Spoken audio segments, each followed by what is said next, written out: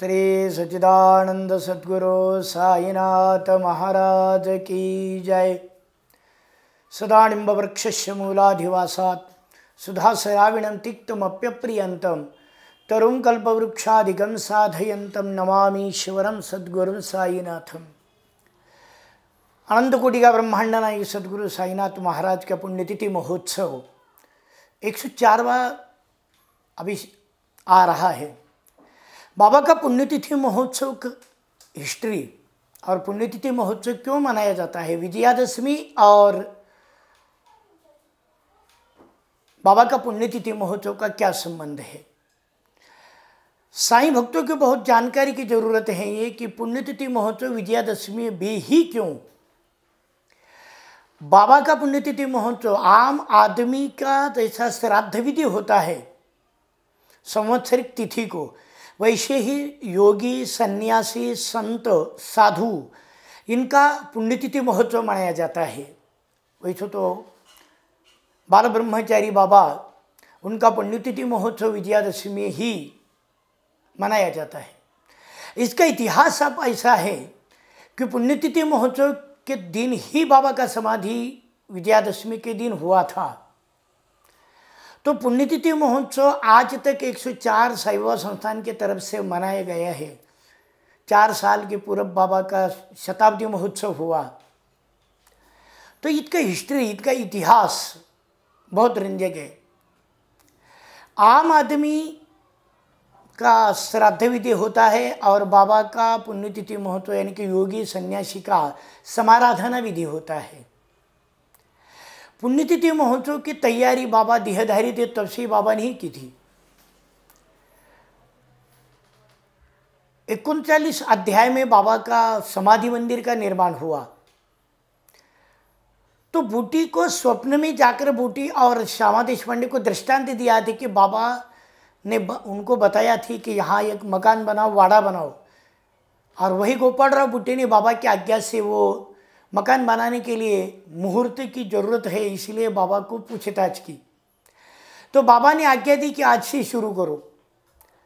जब बाबा द्वारका माई से लिंडीबा की जा रहे थे तो बीच में वहीं जहाँ अभी बाबा का समाधि मंदिर स्थित है वहीं खड़े होकर श्यामा देशपांडे ने बाबा को आज्ञा ली कि बाबा ये टाइम अच्छा है क्या कि अब ये बाड़ा अभी शुरू करना है। तो बाबा वहीं क्यों नहीं, आज यही करो, आज शुरू करो, आज नारियल फोड़ो, अपन यहीं आएंगे, यहीं रहेंगे, सब बाल गोपाल आएंगे, साई भक्त आएंगे यहाँ और आप उनके साथ बातचीत करेंगे, आप हंसेंगे खेलेंगे यही। तो इस वाक्य का अर्थ उनको सामान्य आदमी थे, उनको नहीं मालूम था। जैसा जैसा मंदिर का निर्माण हुआ तो बाबा स्वयं बताते थे कि वाड़ा ऐसा बनाओ, यहाँ गैलरी बनाओ, यहाँ दरवाज़ा बनाओ, स्वयं बाबा ने बनाया था। बाबा बहुत निष्णात इंजीनियर थे, इसका पुरावा यही है।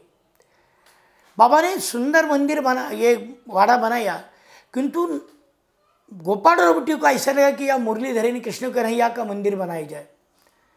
तो उन्होंने बाबा को बताया कि बाबा या मुरलीधर का मंदिर बनाने की मेरी इच्छा है, अगर आपकी आज्ञा हो तो ये दालन बनाकर यहाँ मंदिर बनावे।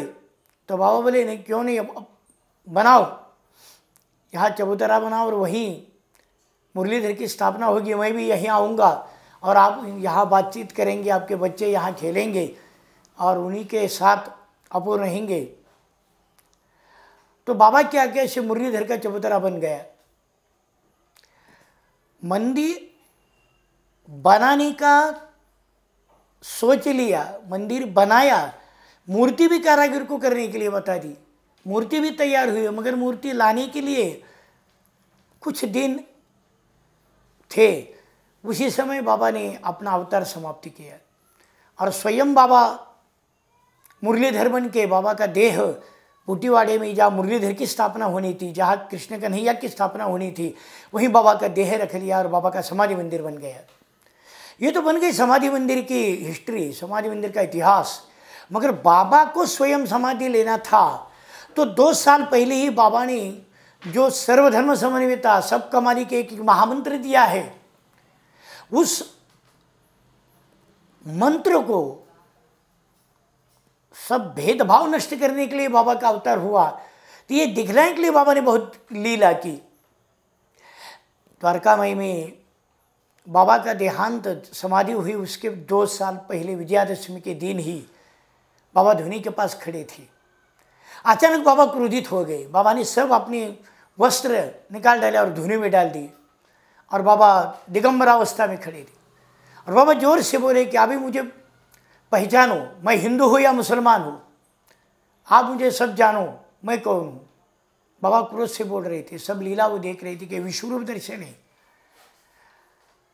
गुरुवार का दिन था, विजयादशमी का दिन था और उसी दिन पालकी निकलने वाली थी, इसलिए सब लोग इकट्ठे हुए थे, गांव के लोग, साईं भक्त लोग, और बाबा की लीला की।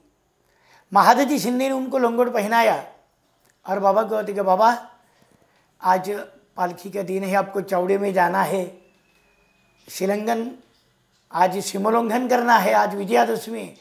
बाबा यही बोले कि ये मेरा यही सिमोल्लंघन है, मुझे पहचानने में आप गलत करते हैं कि मैं हिंदू हो या मुसलमान, आप झगड़ा कर रहे हैं, तो मुझे अभी पहचानो और आप निश्चित करो मैं कौन हूँ। कई टाइम के बाद वो महाजी सिंह ने बाबा को कपड़े पहनाया, बाबा शांत हो गए और पालकी निकल के बाबा को चौड़े में ले गए। मगर उसी घटना के 2 साल बाद ही विजयादशमी के दिन ही बाबा का समाधि अवस्था हो गई। और एक समाधि अवस्था का इतिहास ऐसा है, बाबा को समाधि लेनी थी मगर बाबा की हर लीला भक्तों के लिए है, हर श्वास भक्तों के लिए था, अवतार बाबा ने भक्तों के लिए किया था। तो यही दिखलाने के लिए दूसरी भी लीला हो गई। तो रामचंद्र पाटिल शिरडी में रहने वाले करारी थे, गांव के मुखिया, वो बीमार पड़ गए थे और 2 साल पहले बाबा का समाधि होने वाले उसका पहले वो बीमार पड़ गए। तो बहुत बीमार थे और बाबा का नामस्मरण चल रहा था। एक दिन बाबा ने उनको दृष्टांत दिया। बाबा उनके समीप खड़े हो गए और बोल दिया कि दादा अभी तू ठीक हो जाएगा, तेरी हुंडी वापस आई है, तुझे कुछ नहीं होगा, तू जल्दी ठीक होएगा, किंतु शके 1940 तात्या कोते पाटिल का कुछ अच्छा नहीं है। वो 40 का यानी शके है, ये डेट नहीं। 1916 में शक था 1840 और बाबा ने बताया था कि 1840 के विजयादशमी के दिन तात्या जाएगा। मगर उनको बात नहीं कहने का, मरण किसको पसंद नहीं होता है, तो तू अपने मन में रख, अभी तू नहीं मरेगा, तेरा तो अच्छा हो जाएगा। तो बाबा ने उनको बता दिया।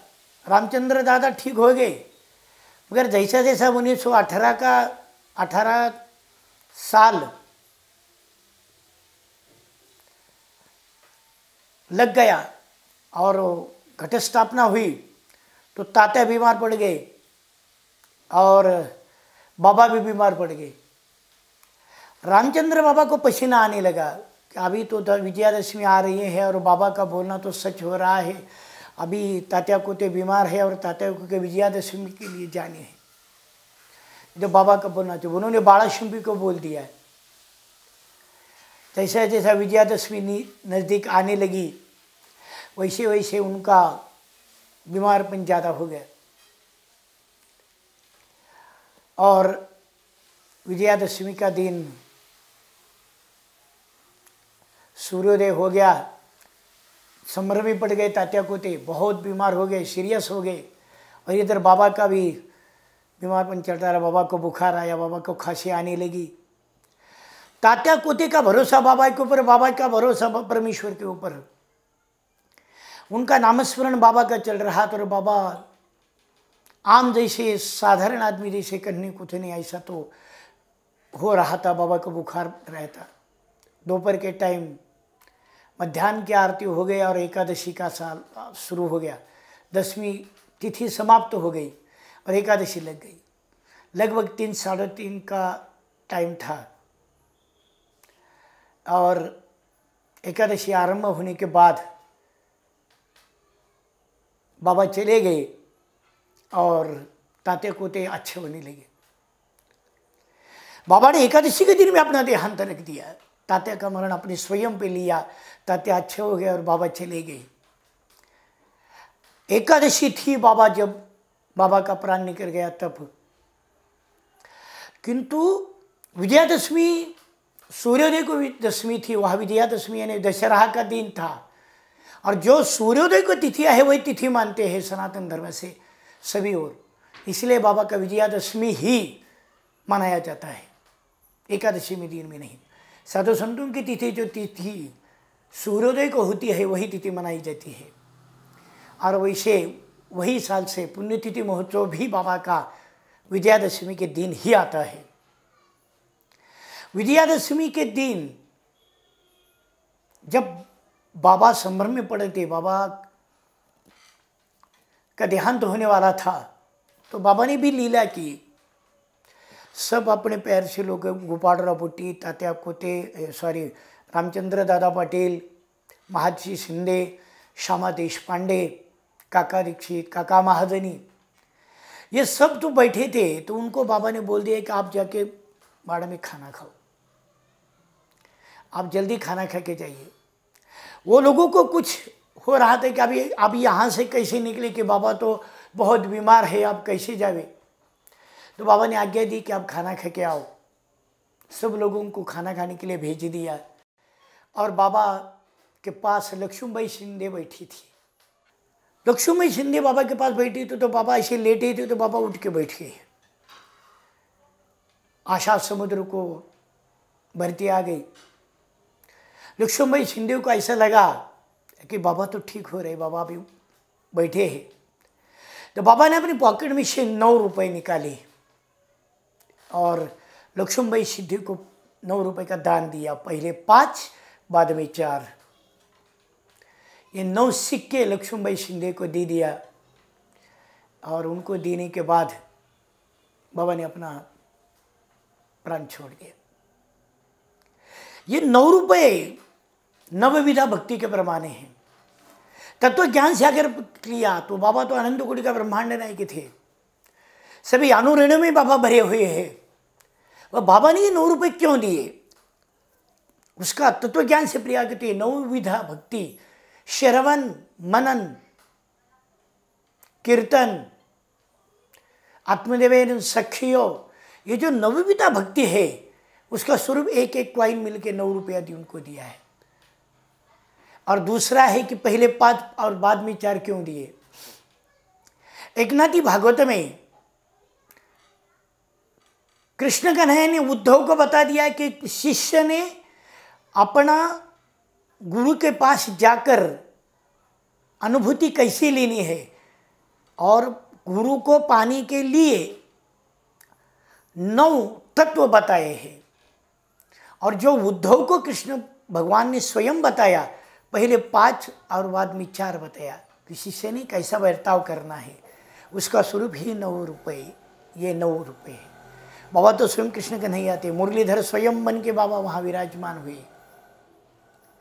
और वही 9 रुपये लक्ष्मीबाई शिंदे को दे दिया और बाबा ने अपना इस दुनिया का निरूप लिया।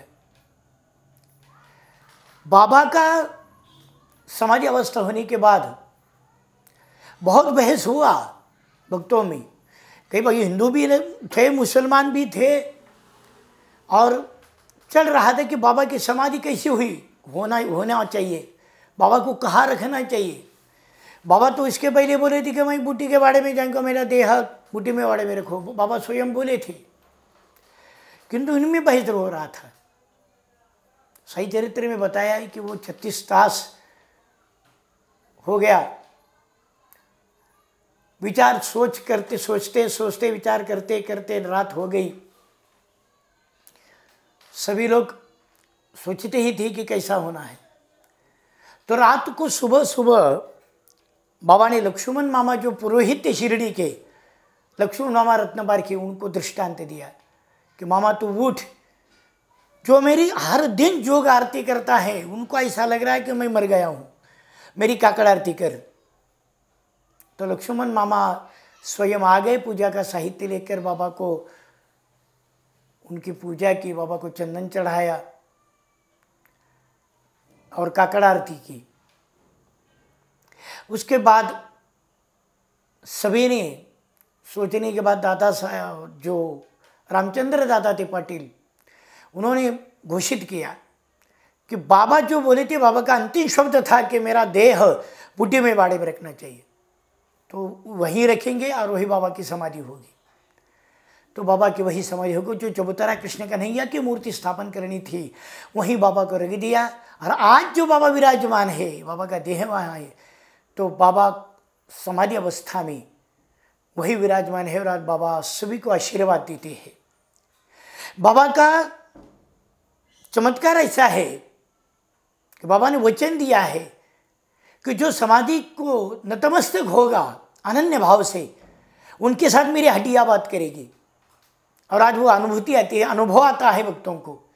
बहुत सारे लाखों शिरडी में लोग आते हैं और अपनी मन्नत मांगते हैं, बाबा को अपनी प्रॉब्लम बताते हैं, तो बाबा झट से वो बाबा को, भक्तों को अनुभव देते हैं और उनका पूरे करते हैं।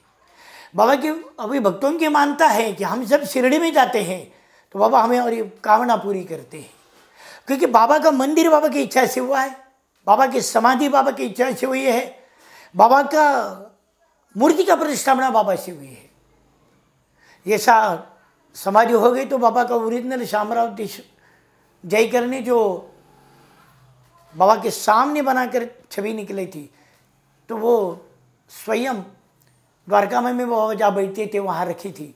और दूसरा एक फोटो था वो बाबा के समाधि के पास रखा था। 1954 में 54 को बाबा की मूर्ति की प्रतिष्ठापना हुई और आज स्वयं बाबा आशीर्वाद देते हैं वहाँ बैठकर। बाबा का जो बाड़े का निर्माण हुआ, जो गोपाल बूटी के बाबा समाधि मंदिर का निर्माण हुआ, तो बाबा की इच्छा से हुआ। आज जो होता है स्वर्ण सिंहासन और बाबा बैठे हुए, बाबा की इच्छा है। बाबा की इच्छा से समाधि मंदिर में बाबा का शवासन का जो वाक्य है वो वाक्य लिखा हुआ है। जब समाधि मंदिर में आप जाएंगे तो आप बाबा के दाहिनी ओर और बाएं ओर दो दरवाजे, जो भक्त बाहर जाते हैं, वह चौखट के ऊपर वाक्य रखा है, लिखा है। बाबा का वो प्रमाण है। बाबा ने स्वयं वचन दिया है भक्तों को, डोळ्याआड होईल ही चिंता करीन करुण का तुम्ही मत करिता, माझी हाडे ऐकाल बोलता हिदुगुद करता तुम्हा सवे।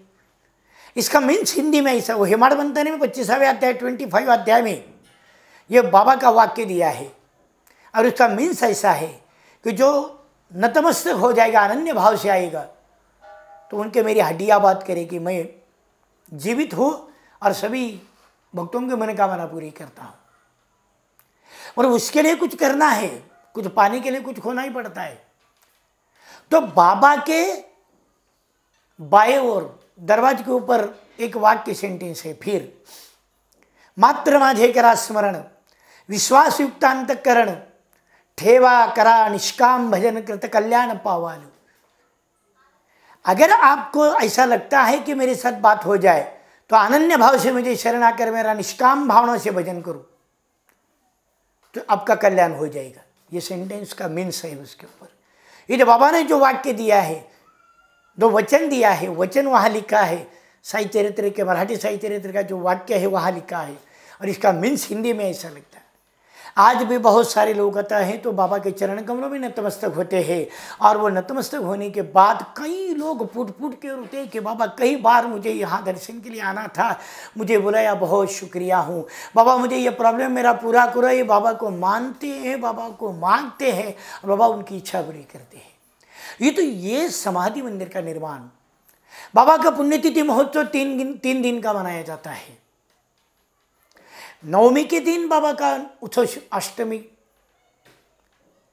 नवमी के दिन शुरू होता है, विजयादशमी मेन दिन होता है, वह बाबा का पुण्यतिथि का महोत्सव, और तीसरा दिन गोपाल काला का कीर्तन होकर समाप्त होता है। किंतु एकादशी अगर दूसरे दिन हो तो बाबा का उत्सव 4 दिन का होता है। जैसे आज ये साल का 4 दिन का उत्सव है। पहले दिन सुबह से बाबा की काकड़ आरती होने के बाद बाबा का फोटो वाद्य मेरवणुकी से द्वारका में जाता है और अखंडित पारायण शुरू होता है। जिनके तकदीर में बाबा का साई चरित्र का पारायण करना हो उसका ही लकी ड्रॉ से नाम निकलता है और उसको वो अध्याय पढ़ने को मिलता है। गांव वाले लोग, साईं भक्त लोग उत्सव के पहले दिन आके वहाँ नाम लिखवे थे और वहाँ से लकी ड्रॉ निकाल कर उसमें से जो चिट्ठी आती है उसका नाम आता है, उसका नाम पुकार जाता है, उसका नाम की लिस्ट लगती है, उनको वो पढ़ने को मिलता है। दूसरे दिन सुबह काकड़ आरती होने के बाद फिर वहाँ जाकर पारायण समाप्ति की पूजा होती है। बाबा का फोटो, बाबा का ग्रंथ, सवाद्य मेरवणुक निकल कर समाधि मंदिर में आकर शिरडी में पंढरपुर होके समाप्त होता है। बाबा का पुण्यतिथि महोत्सव पर एक अत्यंत महत्वपूर्ण कार्यक्रम होता है, भिक्षा झोली। ये भिक्षा झोली बाबा भिक्षा क्यों मांगते थे? बाबा का वर्णन हेमाड मंदिर क्या है कि करतल भिक्षा पाच घरा, तरुतल वास अष्टौ प्रहरा, मांडूणी थिता प्रपंच सारा लोका शिकवी थी। बाबा की हर लीला कुछ न कुछ सीखने के लिए है भक्तों को। तो बाबा 5 घर भिक्षा मांगते थे इसीलिए कि अतिथि भोजन करना जरूरी है। जब तक अतिथि को अपन नहीं देते तब तक गृहस्थाश्रमी को खाना खाने का आज्ञा नहीं होती, वे व्यर्थ होता है। अब सब परमार्थ जो अपने दरवाजे में कोई हो भूखा तो उनको प्यासे को जल और भूखे को अन्न देना महत्वपूर्ण कर्तव्य है गृहस्थाश्रमी का। और ये गृहस्थाश्रमी का कर्तव्य दिखलाने के लिए बाबा ने भिक्षा की लीला की है। बाबा हर दिन 5 घर भिक्षा मांगते थे और वो भिक्षा लाकर द्वारका में रखती थी। अपन स्वयं उसी में से खाते थे और जो लोग बाहर गांव से आते थे या कोई वो प्रसाद चाहते उनको वो प्रसाद देते थे। इसका स्वरूप पुण्यतिथि महोत्सव के अवसर पर सुबह 9 बजे भिक्षा झोली का कार्यक्रम होता है। बहुत सुहाना कार्यक्रम होता है। विश्वस्त मंडल, गांव के ग्रामस्थ लोग, कर्मचारी, साईं भक्त मिलकर ये भिक्षा मांगते हैं। उसके एक दिन पहले लकी ड्रॉ जैसा साई चरित्र अध्याय वाचन का होता है वैसा ही उनका भी लकी ड्रॉ निकलता है भिक्षा का। किसका नाम आएगा तो पहला नाम बता के उनको लिस्ट बनाई जाती है, उसमें से लकी ड्रॉ निकालता है और बाबा चाहते हैं मेरे लिए जो भिक्षा मांगेगा भक्त उसका नाम उसी में आता है। तो भिक्षा मांगने के लिए अपने को वैराग्य की प्राप्ति इंपॉर्टेंट है। और हेमाड मंदिर ने बताया कि परमेश्वर की कृपा जिसके ऊपर हो उसको ही वैराग्य प्राप्त होता है और बाबा की जिसके ऊपर कृपा है उनका ही भिक्षा झोली के लिए नंबर लगता है। तो वो भिक्षा झोली के पास 8:45 बजे समाधि मंदिर में आकर भिक्षा झोली की पूजा होती है। वहाँ से विश्वस्त मंडल, ग्रामस्थ लोग, साईं भक्त लोग अपनी अपनी झोली लेकर बाबा की प्रार्थना करते हैं कि बाबा मैं पहले आपसे भिक्षा मांगता हूँ और बाद में गांव में भिक्षा के लिए चले जाते हैं।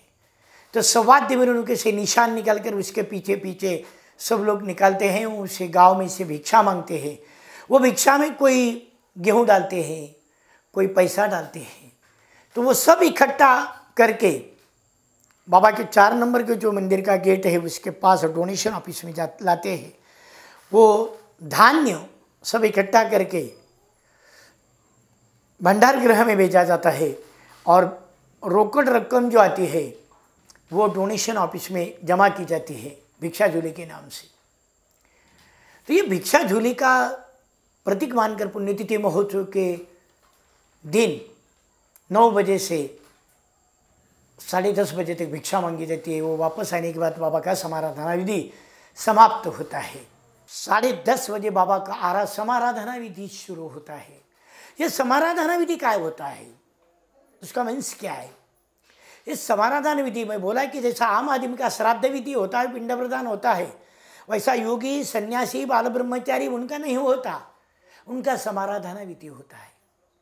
उनके लिए 16 ब्राह्मण लगते हैं, 16 ब्राह्मण को क्षण दिया जाता है। उसी में से गुरु, परात्पर गुरु, परम गुरु, परमेष्टि गुरु 4 और केशव नाम से लेकर बाबा के जो भगवान विष्णु के 24 नाम है, उसी से 16 नाम का, ये 16 और 4 परम गुरु, परमेश्वर गुरु, परात्पर गुरु, ये 4, इनके क्षण देकर उनको वस्त्र, उनको दक्षिणा, उनको अन्नदान, वो चढ़ाकर उनको बाबा को नैवेद्य दिखाया जाता है। बाबा को अभिषेक होता है।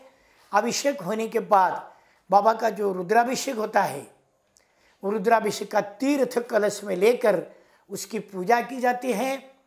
वो पूजा का कलश माथे पे यजमान के देकर परिक्रमा किया जाता है। वहाँ मंत्र होते हैं और वो मंत्र खत्म होते ही साईनाथ गुरु माजे आई मदला ठाव द्यावा पाई, ये बोल के परिक्रमा होती है और फिर वो कलश रखकर उसकी पूजा होती है।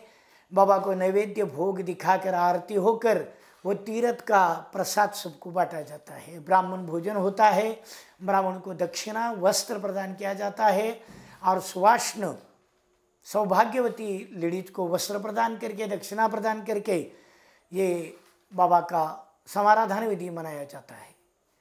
ये समाराधन विधि या होने के बाद 12:30 बजे मध्याह्न आरती होती है। बाबा का पुण्यतिथि महोत्सव का कीर्तन होता है। बाबा का पुण्यतिथि महोत्सव के अवसर पर रात भर मंदिर खुला होता है भक्तों के दर्शन के लिए और बाबा की सुवर्ण रथ की शोभा यात्रा निकलती है।